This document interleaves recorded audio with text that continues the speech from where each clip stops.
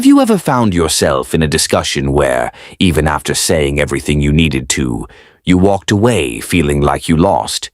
Have you ever felt that knot in your throat, as if every word spoken had pushed you further away from your own strength? Perhaps you're surrounded by people who speak loudly, interrupt, mock, and dominate environments with arrogance disguised as confidence. And maybe, deep down, you believe that staying silent was a sign of weakness, that not defending yourself was surrendering, that not reacting was losing. But what if I told you that all of this is an illusion? That true power has never been in words, but in their absence. Nietzsche, one of the most misunderstood thinkers in history, saw something that few have the courage to admit. Those who talk too much reveal too much. Those who need to convince are already at a disadvantage. The world teaches us that we must fight, explain ourselves, defend our ideas, as if every conversation were a battle for the truth. But nature proposes something different, a more subtle, more lethal, and infinitely more intelligent path. He believed that silence is not just an absence of noise, but an overwhelming presence. Silence disconcerts, it destabilizes, it forces the other to confront themselves.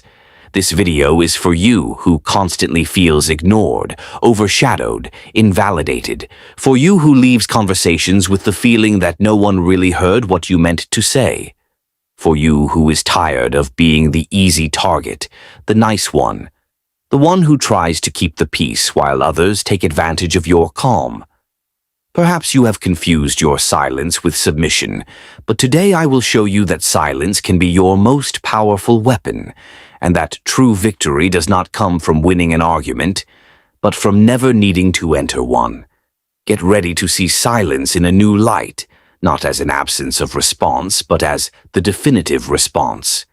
Let's dive into nature's ideas and discover how to master any situation without saying a single word. Why do we feel such a need to respond, to rebut, to correct, to prove that we are right? Because deep down we have been conditioned to believe that the truth must be defended tooth and nail, that if we remain silent, we are allowing others to win.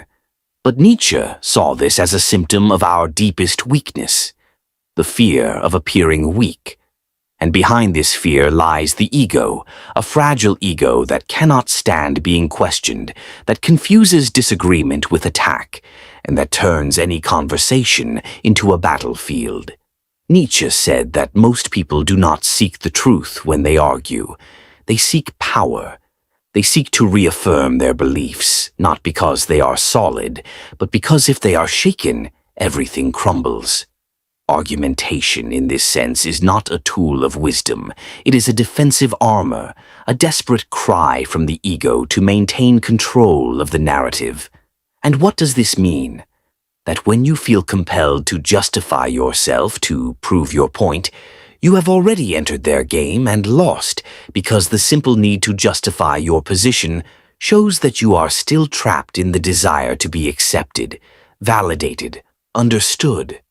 Nature called this the herd morality, the behavior of those who live under the expectations of others, who want to be seen as good, correct, just. But this quest for approval is exactly what keeps you weak. True strength, nature said, lies not in convincing others, but in not needing to do so. It is in holding your vision, even in the face of laughter, criticism, rejection. It is in being misunderstood and remaining unshaken.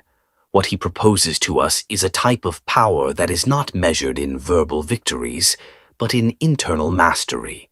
A power that comes from the ability to remain calm while everyone around you is losing control. A power that grows when you stop reacting. If you really want to win, you need to understand this. The game of discussion is a theater, and the first to stand up to act has already lost. Nietzsche knew that the reactive mind is a subjugated mind, the observing mind, that is the dangerous one, because it is above the need to prove anything. But then, if we should not react, how can we exert power over others? If words betray us, how do we make others feel our strength without saying a single phrase? Nature had an answer for that, and it lies in the ideal of the ubermensch, the being who transcends the limitations of common morality and dominates the world through absolute self-control. In the next part, we will explore this figure and understand how it embodies the strategic use of silence as a weapon of dominance. Are you ready for this level? Because from here on out, silence begins to speak. If this content is making sense to you, click the subscribe button and subscribe to the channel. Thank you for your support. Nature did not write for the weak. He wrote for the few who have the courage to look within, confront their own misery, and transform it into strength. For him, the common human lives trapped by conventions, moralism, and the need for others' applause. But there exists another type of being, rare, dangerous, free, the ubermensch or overman. The ubermensch does not live by reacting to the world. He shapes the world in his own image, and the most impressive part? He often does this in complete silence. The ubermensch does not need to win debates. He does not engage in cheap emotional games. He observes, he understands, he carefully chooses when to speak, and more importantly, when to remain silent because he has understood something that others ignore. Silence is a form of language, a language that does not try to convince. It imposes presence. The silence of the ubermensch is not empty. It is a threat. It is authority. It is the sound of self-mastery. While others shout, he commands respect with his gaze. While others explain, he observes and reveals others' weaknesses merely with his calm. His silence is a wall. Those on the other side despair, trying to guess what lies behind it, and in that despair they make mistakes. They reveal too much. They lose their balance. This silence is not passivity. It is absolute control of one's own energy. It is strategic economy. The ubermensch knows that every spoken word is a revealed move. Every emotional reaction is an exposure of a weak point. That is why he remains quiet, not because he has nothing to say, but because he does not need to say anything. He has transcended the need to prove something to someone. His presence already speaks for him, and more than that, it disturbs, because his silence forces others to look within, to deal with their own noise. In a society of noise, those who master silence are kings.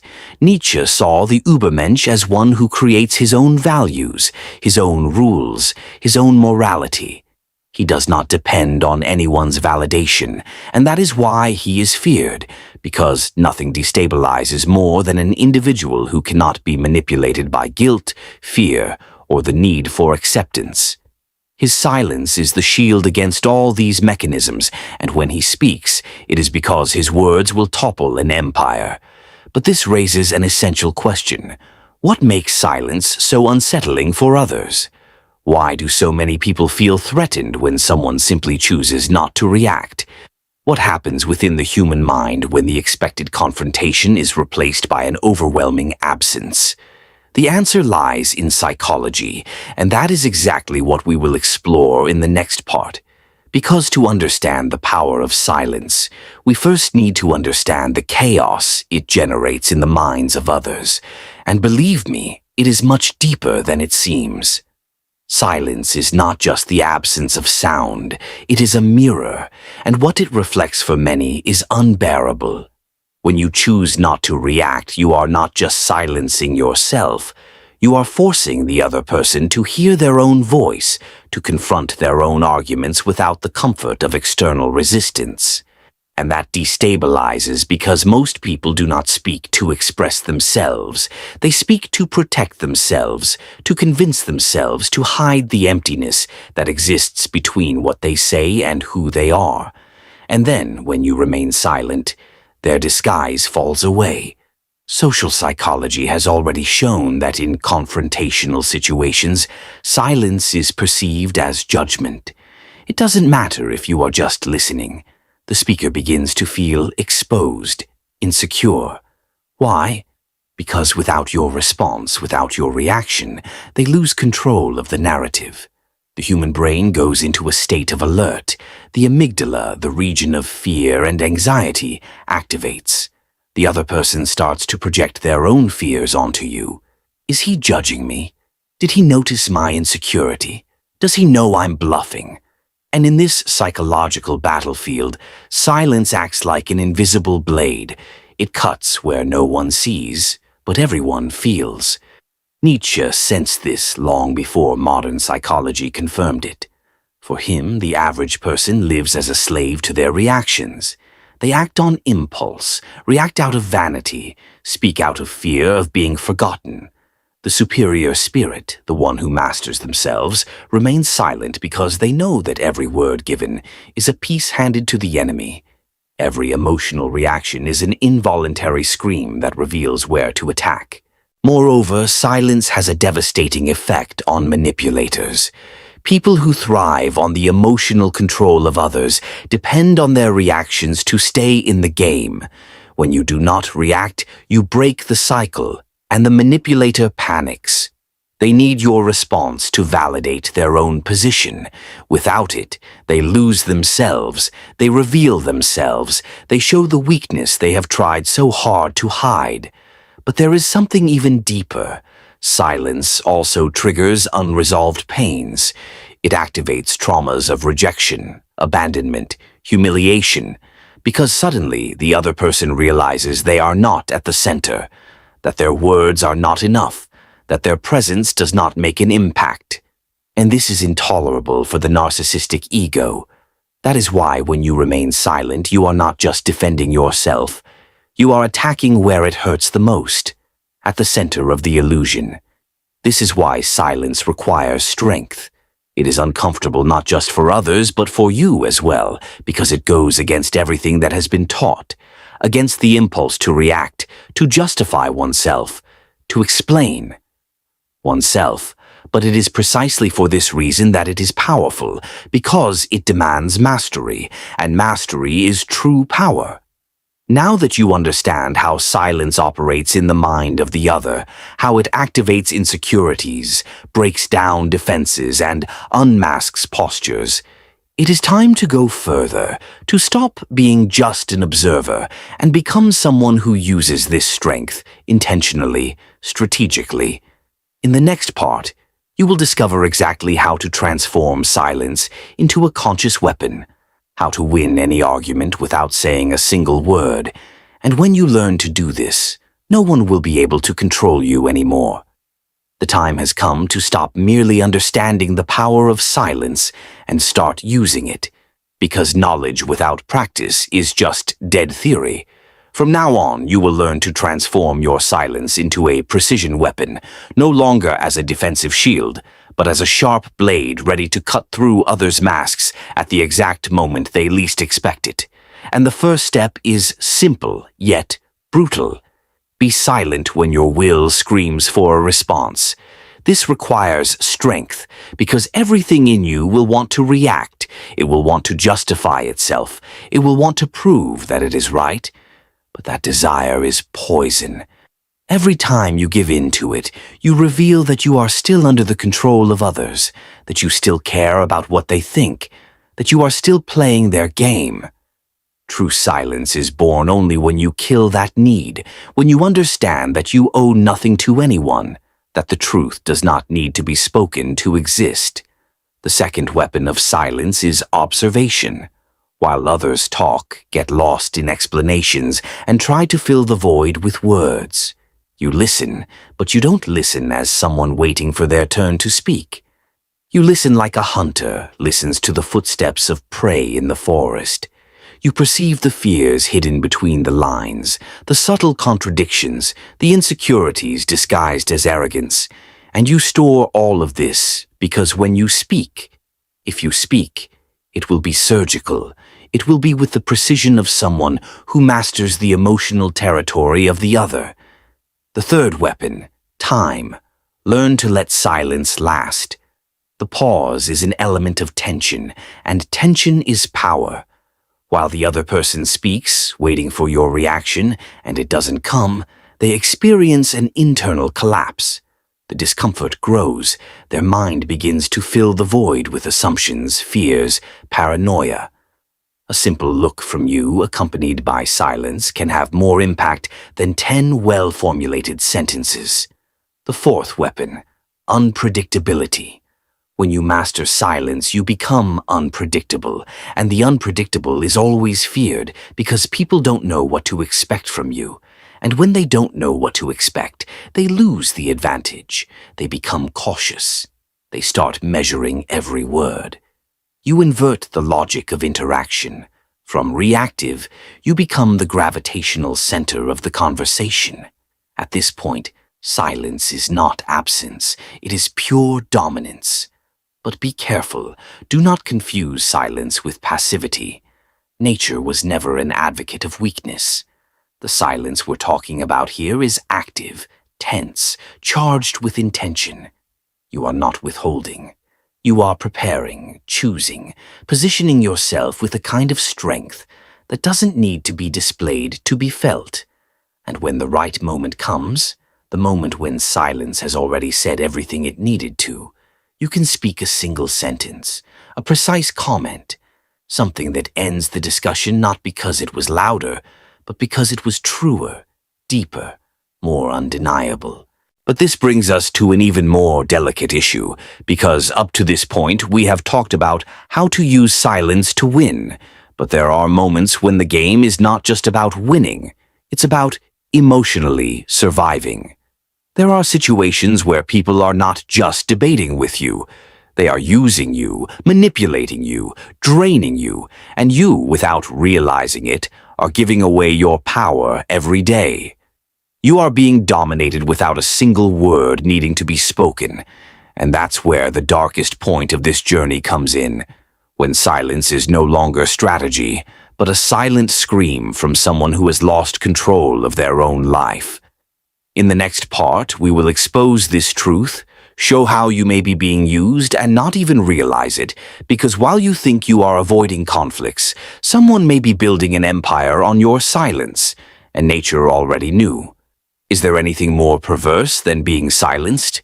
It is being conditioned to think that silence is your only option, that swallowing your anger, conceding in discussions, avoiding conflict at all costs is synonymous with maturity, that remaining silent is a sign of balance. But what if I told you that this could be a trap, that many times this type of silence is not wisdom, it is disguised submission? Nature saw this with brutal clarity. What you call peace is often just your domesticated surrender. Have you noticed how some people take advantage of your calmness, your ability to listen, to overlook, to avoid confrontation? They push their ideas, impose their wills, occupy spaces that were yours, and you let them. You convince yourself that it's not worth fighting, that it's better to maintain harmony, that it's not that big of a deal. But the truth is, you are paying a very high price for this false peace. And the worst part, you are being used by those who understand that you will never react.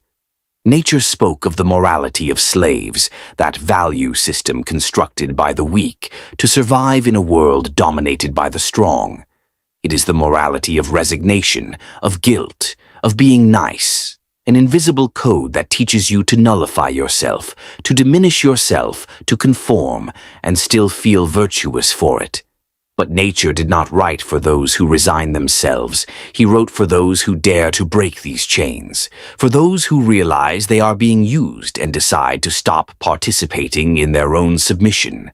When you accept this type of silence, the one that swallows you from within, you are surrendering your power without realizing it. You are being shaped by the expectations of others. You are no longer yourself. You are what others need you to be. And this is the opposite of what nature called the will to power, because the true will to power is not to shout, it is not to dominate others. It is to dominate oneself. It is to regain control of your own narrative. It is to be silent not because you are afraid, but because you owe nothing to anyone. This silence of submission needs to die, and in its place the silence of presence must be born, the one that does not bend, that does not humiliate, that does not apologize for existing, the one that stands up amidst chaos and, without saying a word, changes the course of the situation. This is the silence that nature would respect, the silence of the individual who has become the master of themselves. But how to reach this level? How to move from being manipulated to being the master of your own presence? How to kill the herd morality within you and be reborn as someone who imposes authority even when silent? The answer lies in the most powerful figure of nature's philosophy, the ubermensch. We have already talked about him. Now it is time to understand how to become one. In the next and final chapter, you will discover what it takes to embody this new type of human being, because the world does not need more talkers. It needs those who master silence and reign with it. We have reached the final point, and now I need you to understand one thing with all the clarity possible. Silence is not absence. It is not emptiness. It is not a space between sentences. True silence is pure presence. It is mastery. It is the sign that you are no longer reacting to the world. You are shaping it with your mere existence. Nature never wrote for those who are content to survive. He wrote for those who want to transcend, for those who are willing to tear off the masks that society imposed, even if it hurts. The silence of the ubermensch is not the silence of the oppressed, nor of the coward. It is the silence of the warrior who has already won even before the battle begins. It is the stillness of one who no longer needs to prove anything to anyone because he knows who he is. And more importantly, he knows what he deserves. Now look at your life. How many times have you remained silent out of fear, out of guilt, out of not wanting to disturb? How many times have you let others decide for you, speak for you, trample over your truth? Enough, nature would say, that living this way is an offense to existence itself, that accepting this kind of silence is betraying yourself. From today on, your silence needs to change its tone.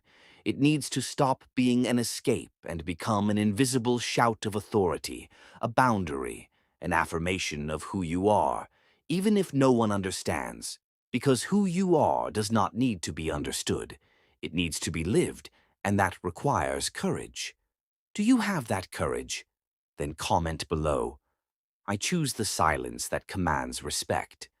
Not just so I know you made it this far, but so you can publicly affirm this choice, this commitment to yourself, because words have power, even when they speak about silence.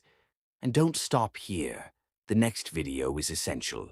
It will expand what you learned here and take your mind even further. Watch it, not for me, but because you deserve to go beyond. And remember, the weak shout, the strong remain silent, the wise choose when.